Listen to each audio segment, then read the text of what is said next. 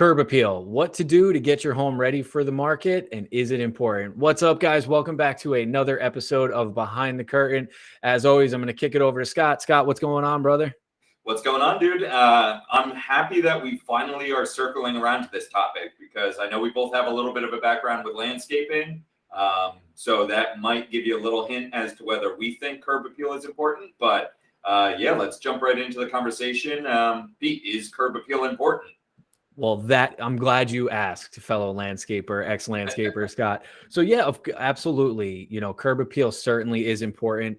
Curb appeal is really the first impression that someone has of your home. Almost always you'll see that the outside photos are what is the first photo in the reel of photos. Said photos like a million times there. But yeah, absolutely. Curb appeal is important, but there are some things that you should do and some things that you shouldn't, not necessarily shouldn't do, but aren't as important. And I think one of the big myths is, you can't sell in the winter because not everything's in bloom and all that kind of stuff. So Scott, when I say curb appeal, like what are some of the things that you just think like absolutely must do? Yeah, so I think, as we're recording this and it's dipped back into feeling a lot like winter, this might be tough to picture going outside and, getting out into the yard and doing some work or hiring your landscaper to come in and do some stuff. But I think at a very basics, like right now is the perfect time to be getting even if you did a fall cleanup, the yard still looks beat up from a hard winter, right? And it seemed like we experienced a particularly long winter, even though we didn't get that much snow. So going out and giving the yard a quick spruce up is step one. And I think what we're trying to steer clear of is saying curb appeal is not just putting like a pot of flowers on the front steps leading into the house. It's really taking a look around the whole outside of your home and looking at, besides just the yard work that needs to be done, are there like maintenance items that you could be taking care of that, might not necessarily like have a direct impact of like, hey, I know if I clean the gutters, I'll get $10,000 more for my house when I sell it.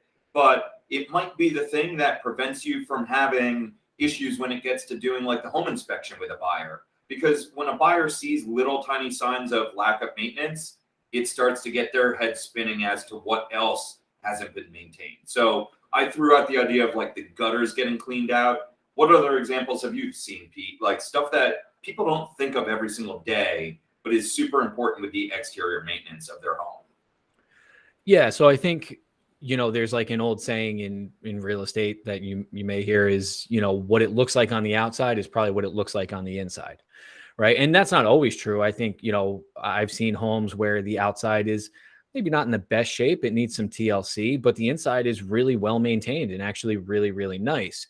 But when that's the case, you may lose a couple potential buyers because they may see the outside and just assume that it's not in great shape. Now that, again, that doesn't mean that it's, bright spring green grass and all that kind of stuff. But some of the things that I would say is, the first thing that comes to mind is like crushed gutters, right? The downspouts and the gutters, the leaders. And that is just a sign of just kind of lack of maintenance. And what I've always kind of said to clients, whether it be inside or outside of a home, it's like, and it's maybe not the best way to say it, but it's one of those things that if you don't see it, you would never think twice about it. Right. So like, I know we were talking like moss on the roof, right, is probably a good example. Like if it's a good looking roof, it's maybe not brand new, but it looks like it's in good shape. Nobody's going to even question the roof.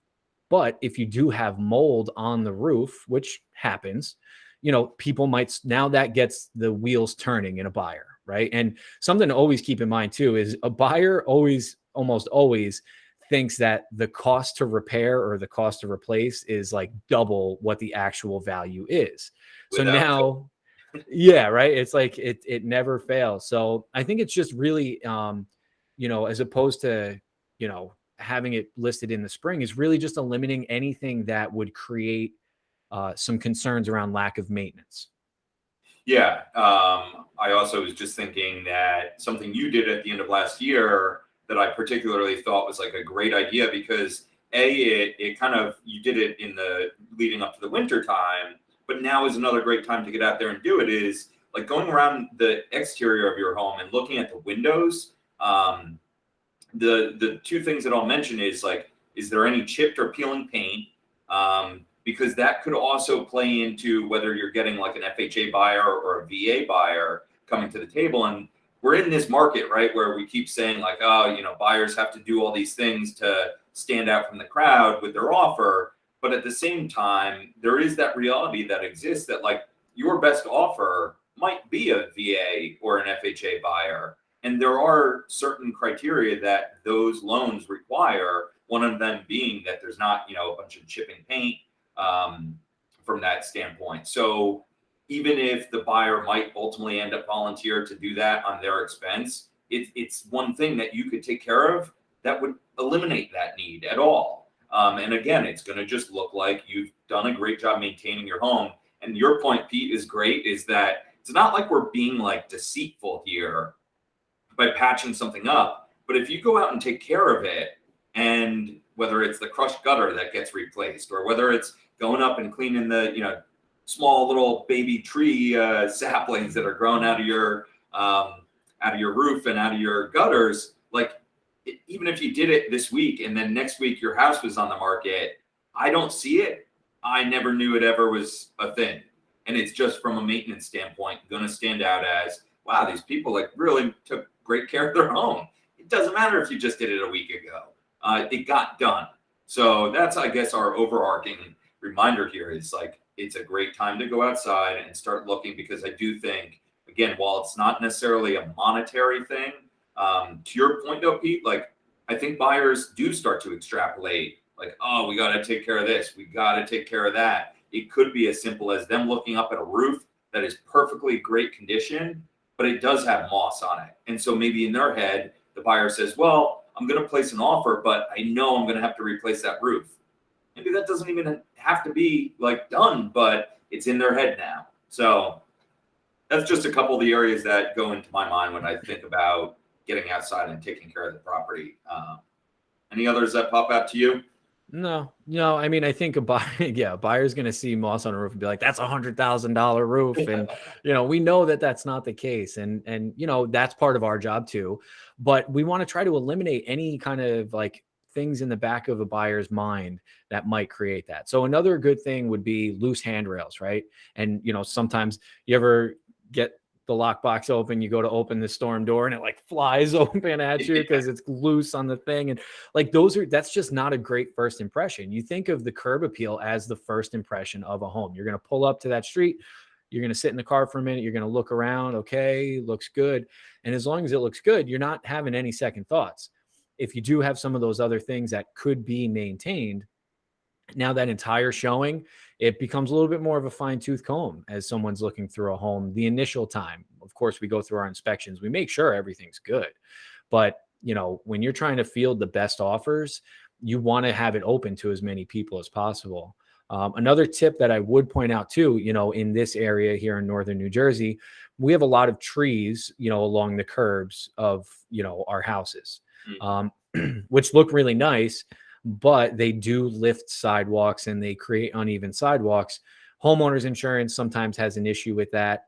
It can just, again, there's some easy ways to fix that. Sometimes it can be a little more, costly. You got to dig out the root and all that stuff, depending on how bad it is. But there's some easy fixes there. You can just kind of level it off a little bit. It doesn't always look great, but, you don't want to have any issues with the insurance company, or, you want to try to have as smooth of a transaction as possible.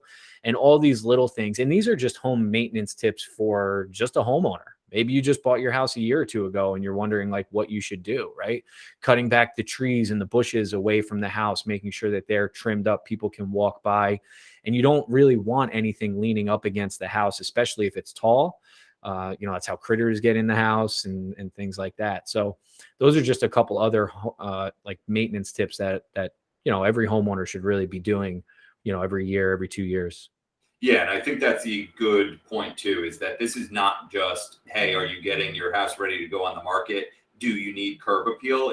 Today was really about just talking about those maintenance items as well. And something that I also just realized is like, I don't know that we've talked about how, like, what I will say is, so we've had this conversation and it's for another episode to talk about like rising interest rates, but I don't think it's impacting the market yet in a way where we're seeing like prices are still rising as interest rates rise. But the one thing I will say is I feel like I'm starting to get that little bit of pressure where like buyers and sellers are starting to butt heads a little bit more over. Buyers are now feeling like, hey, I'm paying a premium for this house. Hey, I'm getting whacked over the head with this interest rate that a month ago was a point lower. And now you're going to tell me I can't ask for something that is legitimate as part of my home inspection. So I think, again, preparing yourself as a seller to eliminate that conversation around the home inspection as much as you can is a really smart move in this little bit of a shift that we're sensing in the market right now. So yeah, it just gives buyers confidence to overlook some of the smaller things that really shouldn't even be brought up. But when it starts to become a laundry list, they start to get uncomfortable. And now they start to ask for more stuff. And, again, I think that first impression is super important. And just remember, how it looks on the outside is how it looks on the inside. Although it may not be true, that's what you're going to hear a lot of. I think those are wise words to wrap this week up on, right? Well, let's wrap it up before I undo that. So good stuff, guys. And if you have questions, drop a comment in the comment section. And until next week. Yeah, I mean, and also if you have any ideas, maybe something we didn't cover, let us know. What are some of the maintenance tips you guys are doing? Till next week.